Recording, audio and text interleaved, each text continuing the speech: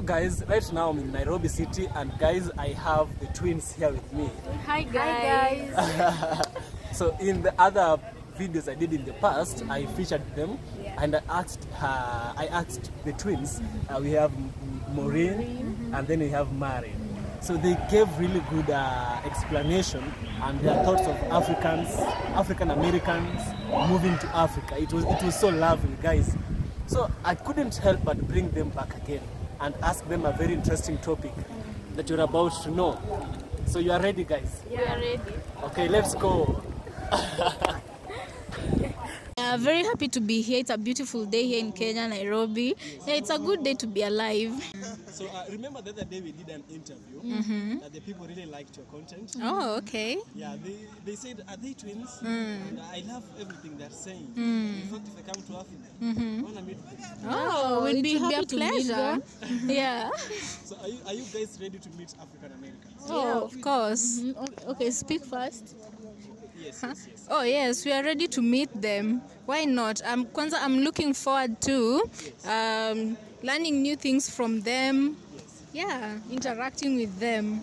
Yeah, I'm also looking forward to meeting them. If there's anyone who wants to meet us and the African Americans, like I'm really looking forward to meeting them, because I want to know, to see them in person, you know, their culture. Yeah, from their movies we see how energetic they are. I want to experience that vibe, you know. Yeah. So if I told you that, do you love them as Africans? Oh, me, I love Black Americans for the mere fact that how strong they are. Yes. Yeah, I love them. How about you? I also love them because they have this aura. Okay, they have this strength within them that you don't see that vibe in Africa. Not really. Yeah, we are more chill than them, but I love how energetic they are, and I love how proud they're proud people. I love that they're very good looking. Yeah. I like that about them. They know how to look after themselves and out for each other. I love that. Wow. I'm so happy about that. Yeah. So like 400 years ago, I think this has always been my gospel. 400 years ago, our ancestors, and through the influence of the white people, Portuguese, remember? So these people, the white people, influenced our ancestors, and they sold some of our brothers and sisters, mothers and fathers, to the white people, and now they are there in the United States. You know, the consequence of Africans betraying Africans has been felt up to now. You see? So Africans in America, who are called African Americans, are complaining, man. They're saying that Africans, we sold them out, and some are even bitter. Yes, literally, some are bitter of Africans. You know? So the topic of today is about reparations. Is Africa responsible for all that, or should Africans reparate? Do we call it reparate or what? I think they'll get the point. Let me start. I think they shouldn't blame Africans 100%, because just picture this, those 400 years ago, I think the person that they should blame most are the white people, because these people, okay, let me talk of our ancestors who sold them. They weren't really in a position to defend themselves. Like, for example, a soldier comes and tells you, give me your baby for this and this amount. If you refuse to give them your baby for that and that amount, you're the one who's going to end up dead, you know, in my imagination. So I feel like Africans didn't really have a choice. So I think they all suffered the same kind of injustice from white people, and the white people are the ones to blame, because back then they were the ones with the power, you get? That's my feeling. Okay, yeah, I'll also say it wouldn't be fair to say that Africans need to pay for the reparations to the Black Americans. Just, I won't say simply because, but because, as Morena said, they didn't have a choice in the matter. I'll give an example. Let's say, for example, in a situation where a drug lord, right? When a drug lord, if between a drug lord and a distributor, maybe someone forced you or threatened you to join the, what do you call it?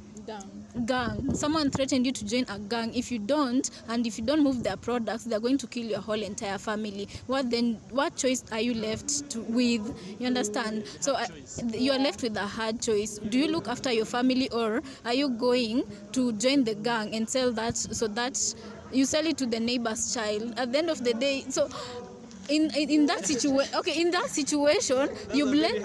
It's a hard example, but it's the same. I believe it's the same condition we are facing right now. If these two people are arrested, Africans were forced. If you are arrested by a judge, between the two, who do you give a harsh term? It's going to be the drug lord, right? So if there's anybody to pay, I think it has to be the aggressor, the person who forced the African to sell their neighbor's child. Yeah. I also, adding to that, I think the most Africa can do is apologize, a sincere apology for the role they played, as much as they didn't have a choice in the matter. The most they can do is offer apology, but reparations have to be paid by the white person. Yeah. Okay, number 2 is, what are your thoughts on the idea of reparations for Black Americans from African countries? My thoughts, just like I said, I think we as Africans, the most we can do is offer our apology for the part we played in selling them. But beyond that, I think also we are very poor African countries compared to their rich white countries, you know. So there's not much we can do in terms of monetary value as such, but we can just offer an apology. Yeah. Okay, that's a good one. So the third one is, do you believe that there is a connection between the history of slavery in the US and Africa? Is there a connection? 100%. Because in order for there to exist a market for slaves in America, there had to be a source in Africa, you see. So it's very much related. Yeah. I also believe the two are related because... sorry, repeat the question. The question is, do you believe there is a connection between the history of slavery in the USA and Africa? Yeah, the history of stolen from here. Yeah, not sold. Yeah, they were being stolen and sold. They were being stolen from Africa and sold, in America, Europe, where. So the relationship is very much there. And when you look at the source of every evil in America, there has to be a relationship between America and Africa for it. Yeah. So what do you feel sad about Black Americans the most? For my part, I think I feel sorry for the injustices they faced in a foreign country. Because have you watched 12 Years a Slave? I've heard of it. Yeah, I watched that movie and it gave me a glimpse of what Black Americans went through and in some parts still go through, and I don't feel bad when they suffer like that. And here in Africa we are able to enjoy a type of freedom that they are not able to enjoy in the foreign land. And I'll also give an example. Sarafina is a very famous movie, and when South Africans really talk about what they went through during the colonial times, it really affects even in this generation. We weren't alive to experience that, but when you watch such stories, it makes you feel angry for them. You understand? So I really do feel bad for them, for the social injustices they face up to now, and I feel like they've really missed out on what truly being African is all about, and I wish they could experience that. But the good thing is that right now those who have the resources, they can come to Africa and experience that. The thing is that right now they have the freedom to do so, and Africa is actually welcoming them. Yeah. Wow, I love how you are explaining it. Thank you. The fourth question is, how do you think reparations might affect the relationship between Africans and African Americans? I think it can be a way of letting them know that we are sorry for the part we played, and for Africans, for us, it will, how do I say this? It will make them see that we are ready to mingle with them, not as they won't be foreign people to us. For me, I can say how reparations will affect Africans and African Americans. I first have to remind African Americans that much as they suffered, much as they went into slavery, in Africa, those who remained in Africa didn't exactly live a life of milk and honey. You understand? Also, you can say us, we were slaves in our own continent. You understand? We were here. we were colonized, and we were here living for the white man, whatever we were serving at the pleasure of the white man, you understand? So it's not you didn't suffer alone. We were also going through our own struggles, okay? So the reparations would just be a way of simply just stating bringing that each other back together, and also acknowledging that we do get it. We get your feelings about how you felt, how you got to America, and how you feel about that, you understand? Yeah. Wow. So should governments or individuals be responsible for paying reparations, if at all? I think governments should be responsible because they're the ones who are supposed to protect those Africans that were stolen or sold to white people. So government should pay. And also for individuals, those who can afford to pay can too. Yeah, for individuals, I think those who come from affluent families let me not mention because I don't want trouble. I don't want problems. But those who are coming from affluent families, very rich families, and can afford, because for example in Kenya, let me not mention, but if I say there are families that have been existing, the family name has been existing since the colonial time. And there've even been 2 presidents from that family. If you do your research, you'll know the family. So they benefited from the colonial times. Those ones now, if you can identify a specific family or group of people or descendants who really have been affected up to today, have been affected because of that, then they should pay. Yeah. I love the example, and I will speak on that president. Okay. So what are some practical ways that reparations could be implemented, in your own opinion? Okay, it's kind of tricky. This question is kind of tricky, but as I said, for me, my simplest way, reparations can be made. I think for me, it's the apology part, because if you start talking about money, Black Americans are expensive people. I don't think we can afford all of them. Yeah. Also, I think the same. If you start saying reparations in terms of money, do you know Mau Mau fighters? The family of the Mau Mau fighters are Some of them have not been compensated. Yeah, they're still asking for their compensation. Some of them have not. So you'll be joining a long line, you know. Yeah. So the easiest is just offering apology. Yeah. Okay. The 7th one is, do you think the idea of reparations is feasible and fair, considering the complex history involved? Yeah, it's fair. But is it feasible? I don't think so. But I think it's a fair idea. Yeah. Why do you think it's not feasible? Because as we've said, if it's coming from an African country, it's going to involve money, and if it involves money, Africans are corrupt and poor. Yeah, they'd rather keep the money in their pockets. Yeah, so it's gonna be complicated. Okay. Yeah. Okay, necessarily. Not all Africans are poor. Yeah. That's common sense. Yeah. The reason why we say Africa is poor is because the majority is poor. Yeah. Yes. Yeah, that's true.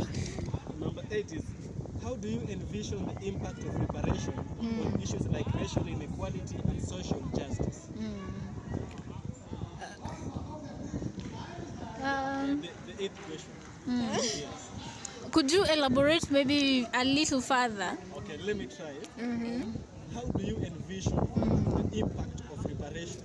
So if Africans or the governments of Africans pay the reparations, how will this impact racial inequality? Will it reduce racial inequality we have in the US?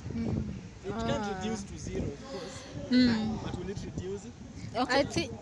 I think it won't reduce because, well, African governments, it won't. Because already white people on the African side, of course it will reduce on the African side, because as we already accept the Black Americans and whatnot, but white people, it's going to already, as it is, they feel like, okay, I'll give an example of Britain. When you find it's very different when you find a white man living on government benefits versus when you find a black man living on government benefits. You'll find that, let's say it's a white man meeting with this black man, they are viewed as lazy. They'll be told go get a job and whatnot. It's a black man. Yeah. But if it's a white man, their kind tend to be more sympathetic towards them. Yeah, so anyways, so what you were saying is, if these reparations come from Africans, of course, the racial balance will be achieved, and we already accept black people. As a matter of fact, we usually invite them back to our continent, but it won't do much on their side where they're at, you get? Yeah, I feel like it will increase that tension, because already white people feel like black people get things on a silver platter when that is not the case. Yeah. Number 9. This is the second last. Okay. Are there any alternative ways to address historical injustices and their consequences? Other alternative ways to address... Apart from what? Okay, other alternative ways to address these ones. So we've had things like Black Lives Matter, people striking, but the Black Lives Matter has even evolved to something that it was not supposed to be. So Black Lives Matter has become something that now white lives does not matter. It's now guns and everything. I think you should go and watch about it. Okay. And also we have, there's been a lot of things such as, even if a black person is stepped on the foot, it's now called an issue. It's become a big issue. So another way to address it. According to you. According to me, okay, since I live in Africa and I don't know much of what's happening on the ground in America, on my side, I can say another way to tackle it is respectfully through movies. Don't curse, don't do this, that, no. But through your movies, and you will get why your Black Lives Matter. Because here in Africa, you know, there's no such thing as Black Lives Matter because we are all black, so it doesn't shout like that. We treat each other, yeah. So maybe through their movies, they can educate us on why their lives matter and why white lives don't matter. Have they been given priority or not? So yeah, we learn through their movies. And then another thing also, as we normally watch their movies, like I'll mention an example of Queen Sugar. You can see, you know, for aggression to be felt, it means aggression is being received on both sides, because you find, okay, there's a scene where a cop removes a gun to shoot a black American because they feel threatened, and black Americans will view this as the cop shooting the person because he's being racist. You see, so I believe there's a way, there's an alternative they can get to without both sides feeling the aggression. They can try and communicate. White people feeling like black people are attacking them and they want to be the only ones being heard, and also black people, without aggression. Grand Rapids, Michigan, earlier this month. Police stop a car being driven by 26-year-old Patrick Leya. The two men get out of their vehicles in what appears to be a fairly routine interaction. But that's when things start to go wrong. I'm stopping you. Do you have a license? What do? Do you have a driver's license? Do you speak English? Yes. Can I see your license?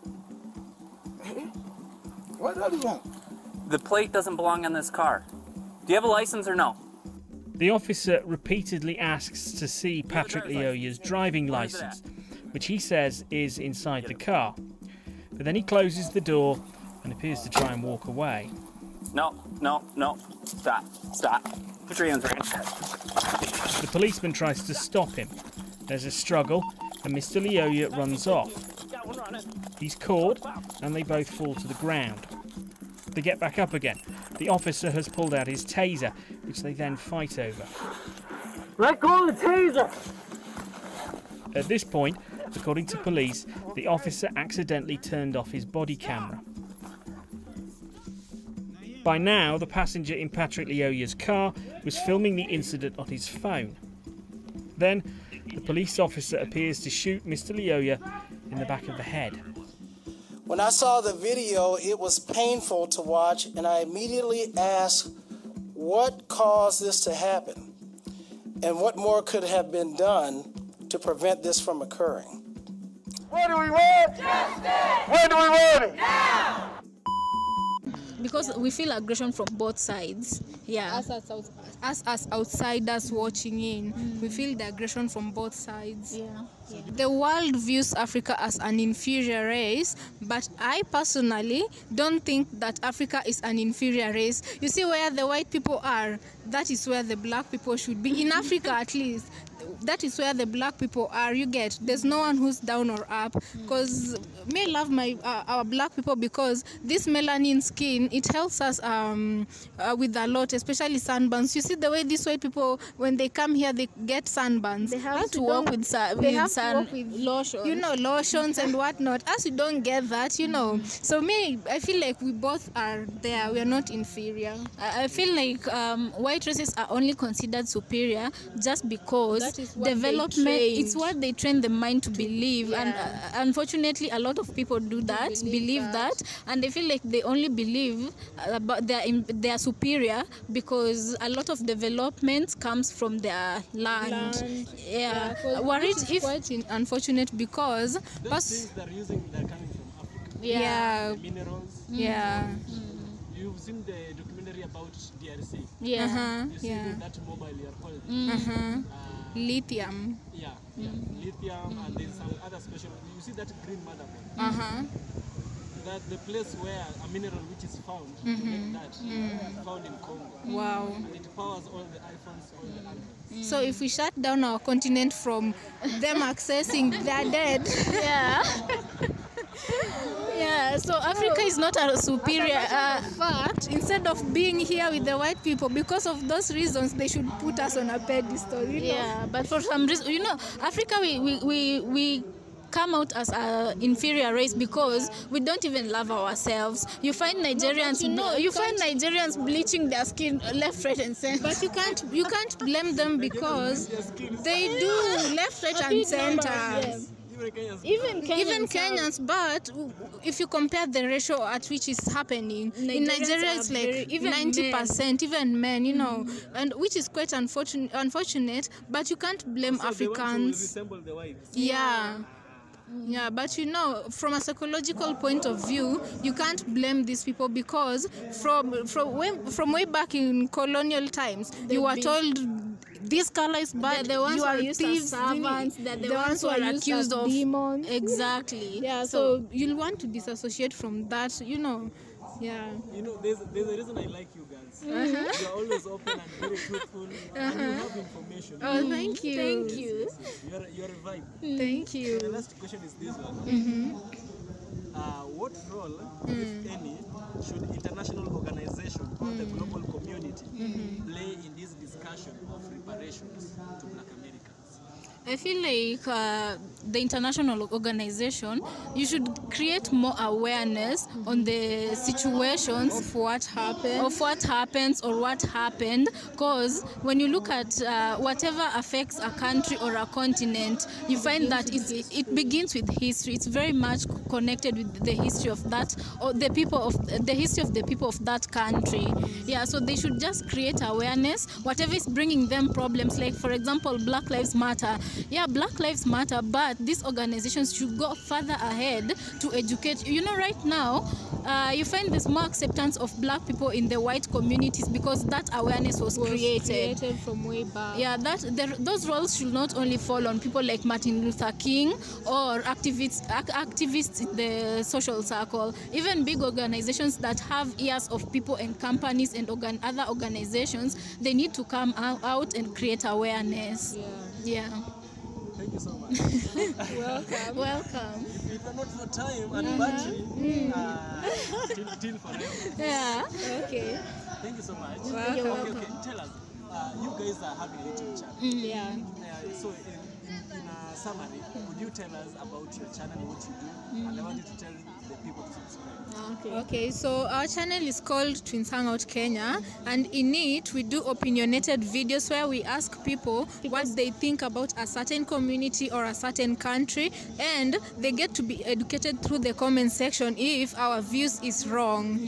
Yeah, that is what we basically do. It's called Twins Hangout Kenya. Please pass by, check us out. You can like our videos, watch our videos, and you can also tell us that you're coming from Evans from Kenya so that we can know you passed by. Yeah. And subscribe. You subscribe to Evans from Kenya, subscribe to Twins Hangout. We love you guys. Thank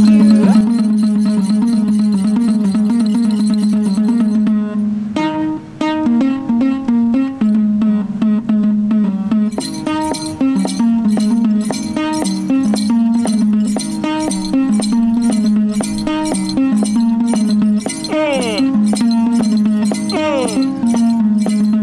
An Ken Gakuo. Kiwinjo sauti mar japuonj. Mar Vitalis Odor Nyagweno. Awok Murang'a. Kenisi.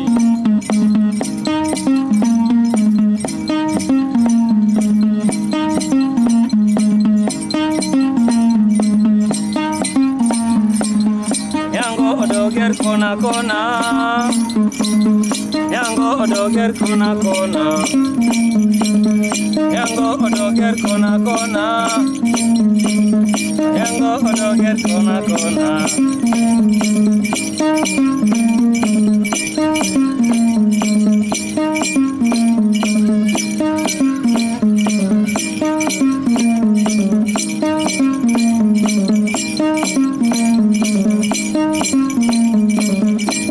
Doger kona kona, Siepo doger kona kona, Onyango doger kona kona, Siepo doger kona kona. Ay.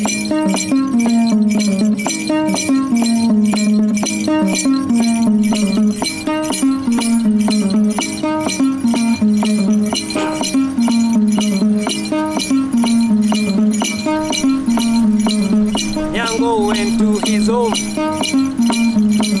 akafikiria,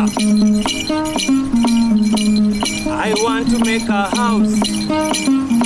You know what he said? Huh? He said, Yango odoger kona kona, Yango odoger kona kona, Yango odoger kona kona, Yango odoger kona kona.